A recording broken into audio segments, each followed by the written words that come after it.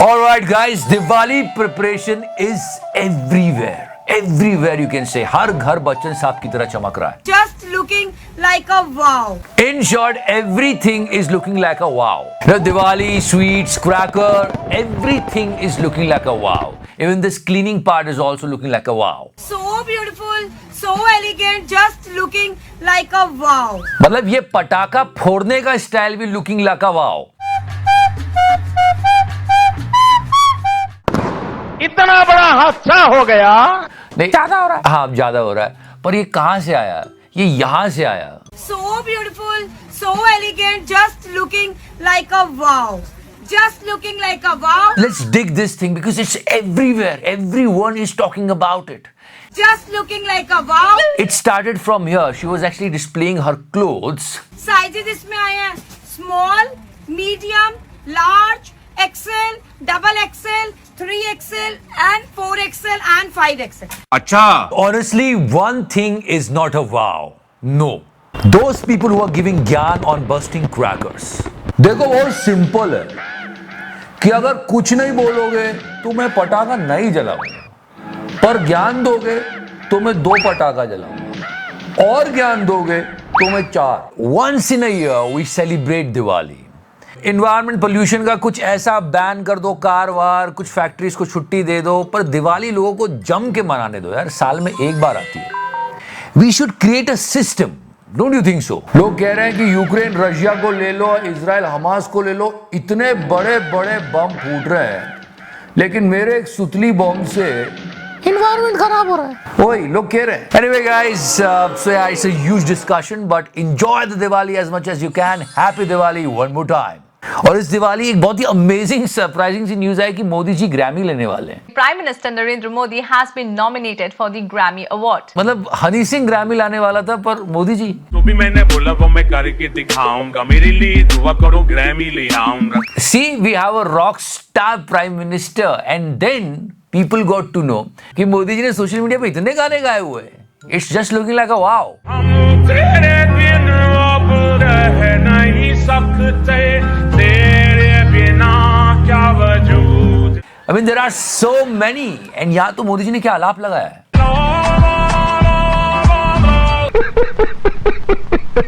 It's just looking like a wow.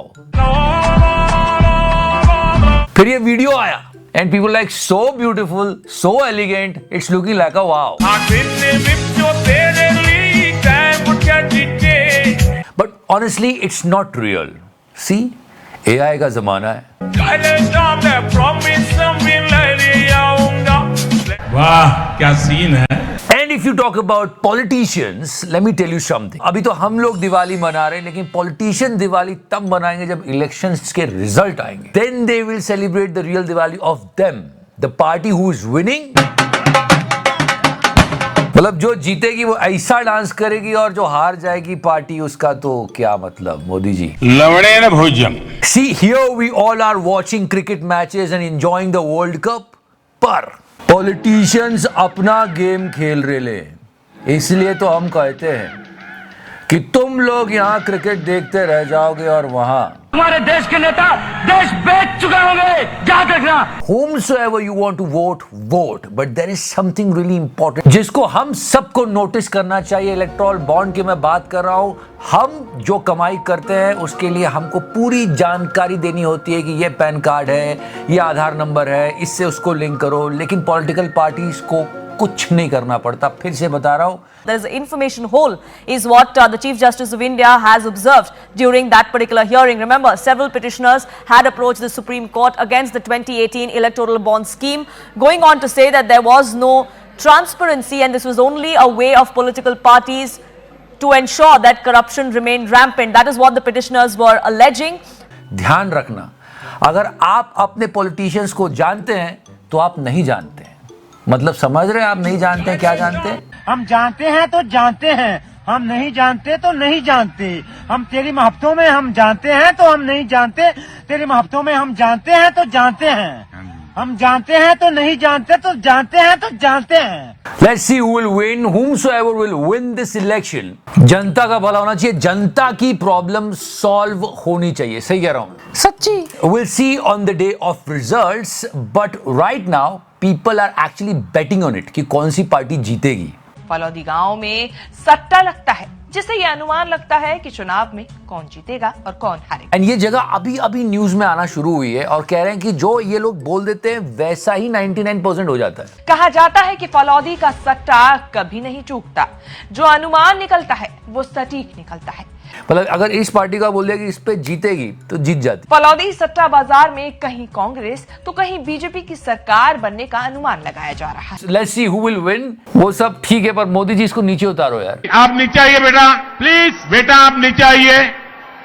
देखिए बेटा ये वैसे भी ये तार की स्थिति अच्छी नहीं बेटा, प्लीज बेटा नीचे।